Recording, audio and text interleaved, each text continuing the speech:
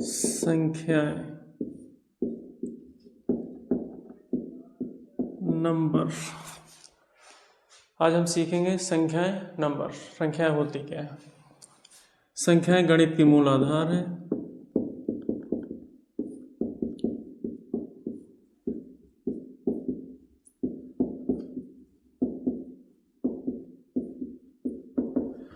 संख्याएं गणित की मूल आधार है।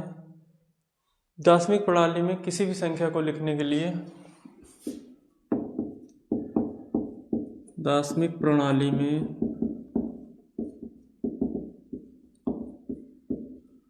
किसी भी संख्या को लिखने के लिए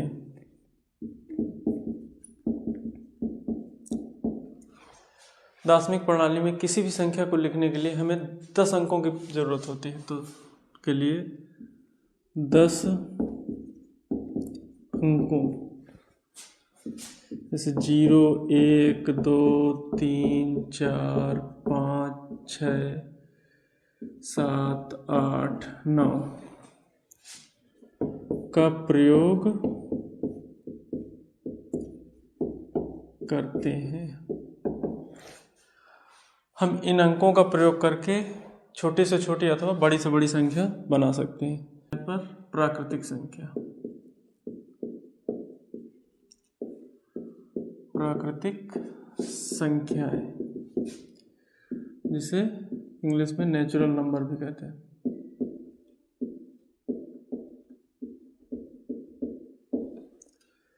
तो ये प्राकृतिक संख्याएं होती क्या है?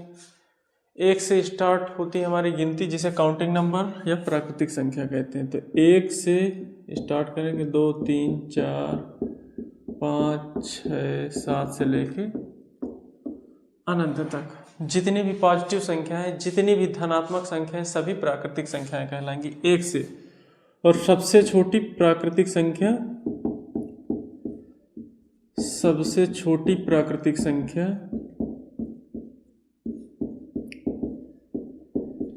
1 होगी। अब हमारी प्राकृतिक संख्या के बाद होगी पूर्ण संख्या।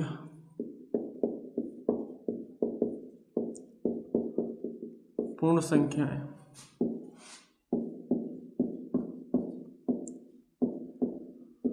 होल नंबर, 0 सहित या शून्य सहित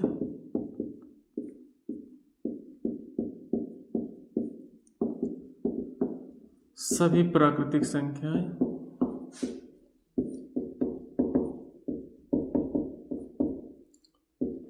शून्य सहित सभी प्राकृतिक संख्याएं हमारी क्या होंगी? पूर्ण संख्याएं। जैसे 0, 1, 2, 3, 4, 5 से लेके अनंत। और ये सभी धनात्मक संख्याएं होंगी। शून्य आपका ना तो धन में आता, ना ऋण में आता, ना तो प्लस में, ना माइनस में। तो ये सभी धनात्मक संख्याएं होंगी शून्य सहित सभी प्राकृतिक संख्याएं जो होंगी, इसे पूर्ण संख्या कहेंगे। पूर्ण संख्या में सबसे छोटी पूर्ण संख्या होगी शून्य। सबसे छोटी पूर्ण संख्या शून्य होगी।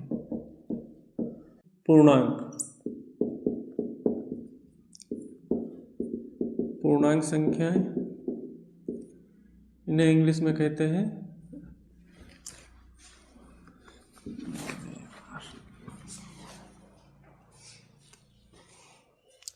पूर्ण संख्याओं के बाद हमारी अगली संख्या होगी पूर्णांक।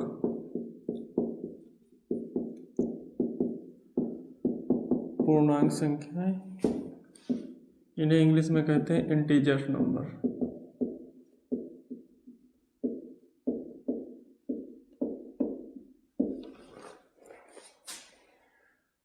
तो पूर्णांक क्या होती है? शून्य के दाईं ओर सभी धनात्मक, 1, 2, 3, 4, 5 से लेके सभी पॉजिटिव, -1, -2, -3, -4, -5 से लेके ऋणात्मक की ओर अनंत तक, मान लो जहाँ तक संख्या आप लिख सकते हो वहाँ तक की कोई भी संख्या होगी वो पूर्णांक कहलाएगी, प्लस में हो या माइनस में।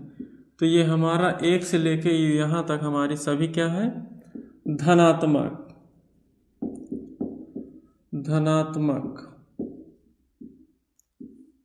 पूर्णांक, पॉजिटिव इंटीजर।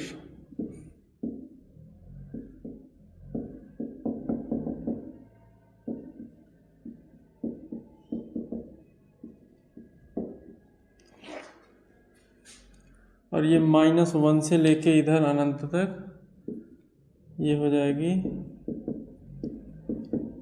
ऋणात्मक पूर्णांक।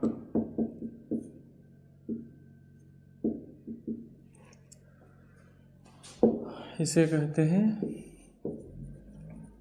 Negative integer. पूर्णांक संख्या के बाद अब हमारी होगी परिमेय संख्या चौथे नंबर पर।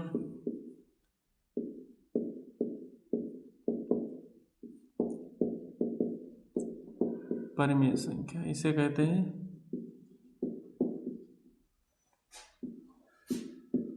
Rational number. ये है हमारी रेशनल नंबर। तो वे संख्याएं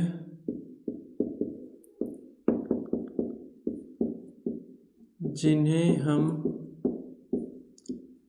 P/Q अंश बटे हर के रूप में लिख सके तथा हर का मान Q डज नॉट इक्वल 0, शून्य न हो, हर का मान शून्य न हो, परिमेय संख्या होगी।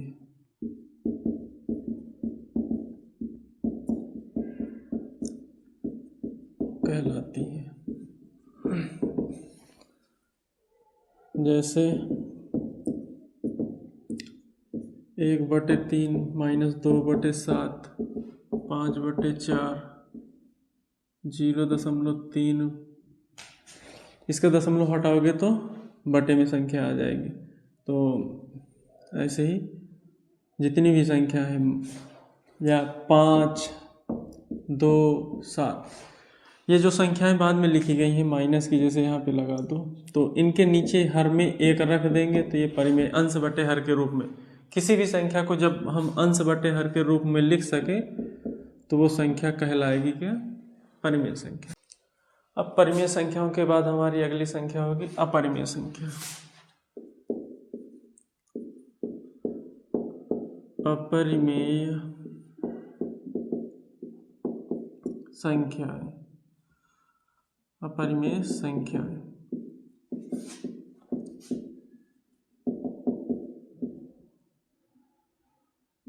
Irrational number.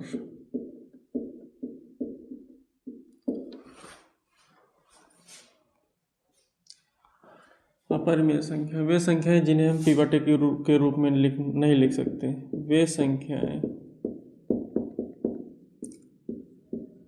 जिन्हें हम P/Q या अंश बटे हर के रूप में नहीं लिख सकते।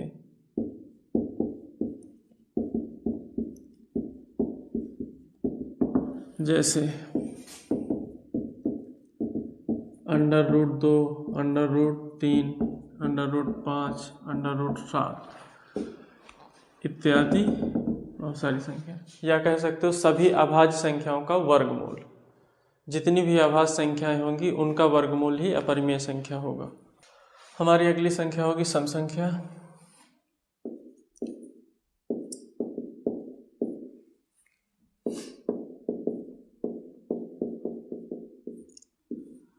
सम संख्याएं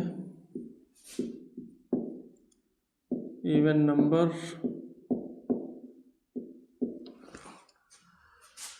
वे संख्याएं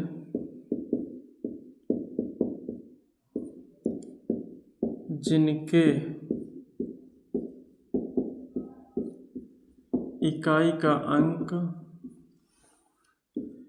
0, 2, 4, 6, 8 हो,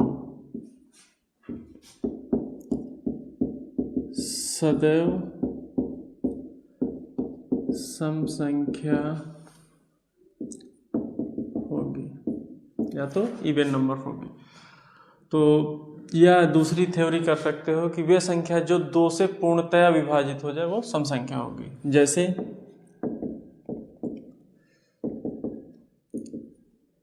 50, 72, 44, 96, 78, तो सभी के इकाई का अंक इसमें 0, इसमें 2, 4, 6, 8 है। अब हमारी अगली संख्या होगी विषम संख्या।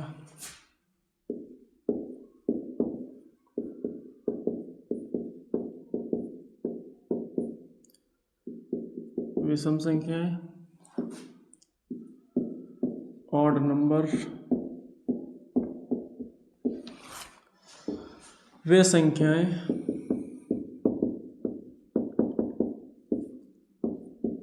जिनके इकाई का अंक 1, 3, 5, 7, 9 हो, वे सदैव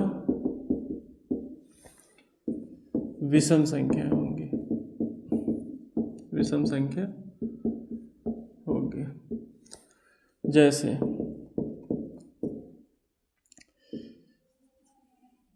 91, 63,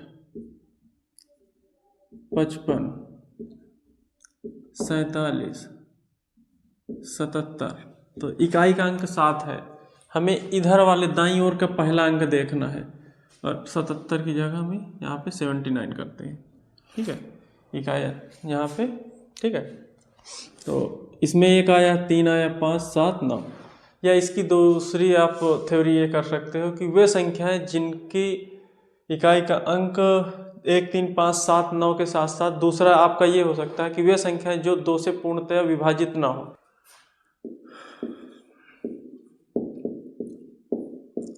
भाज्य संख्याएं। अगला है हमारा भाज्य संख्याएं, इसे कहते हैं कंपोजिट नंबर।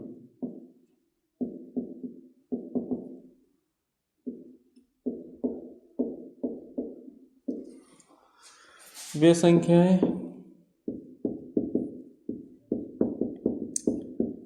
जो स्वयं तथा एक के अतिरिक्त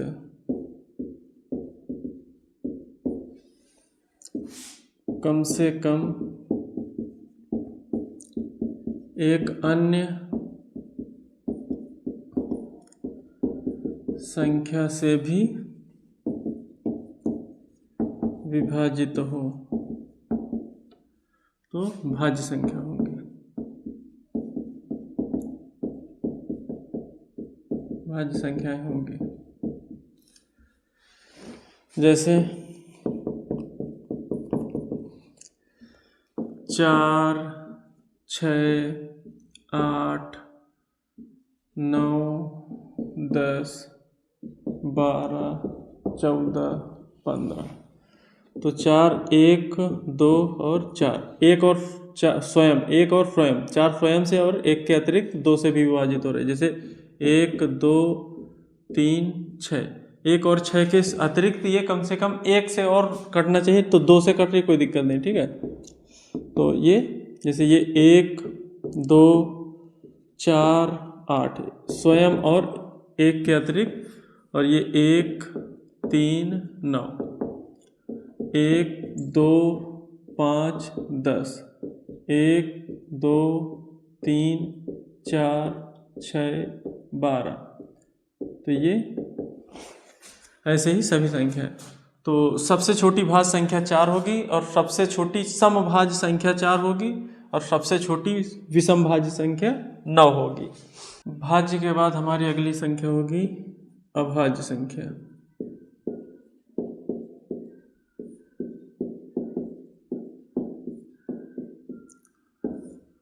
ये हो जाएगी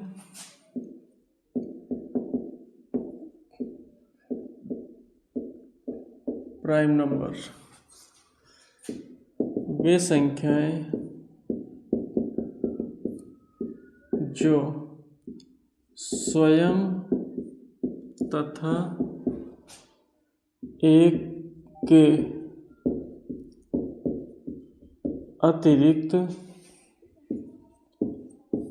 किसी अन्य संख्या से विभाजित ना हो। जैसे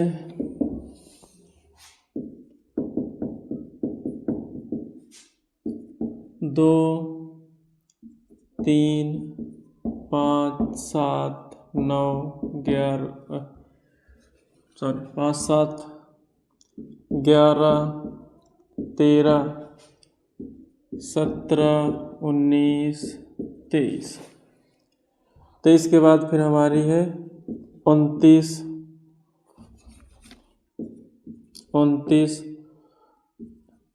31, 37, 41, 43, 47, फिर 53, 59, 61, 67, 71, 73 और फिर होगी हमारी 79,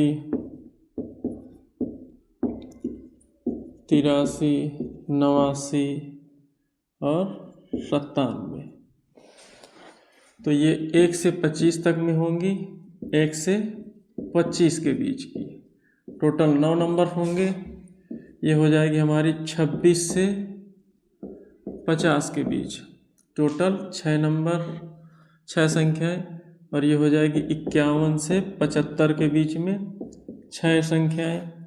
और ये हमारी हो जाएंगी 76 से 100 के बीच में 4 संख्याएं। टोटल अभाज्य संख्याएं हमारी 25। कुल अभाज्य संख्याएं, कुल अभाज्य संख्याएं 25।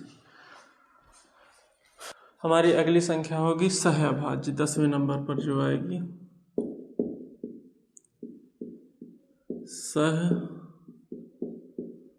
अभाज्य संख्याएं को प्राइम नंबर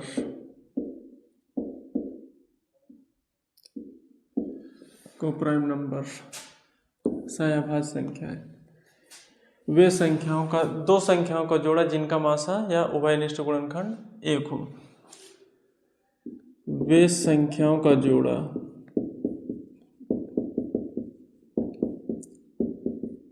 जोड़ा में 2 संख्याएं, 3 संख्याएं, 4 भी आ सकती हैं, ठीक है। वे संख्याओं का जोड़ा जिनमें उभयनिष्ठ संख्या या जिन संख्याओं का मासा, आप समझिए, जिन संख्याओं का मासा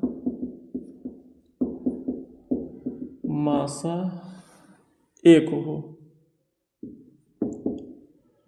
वे सह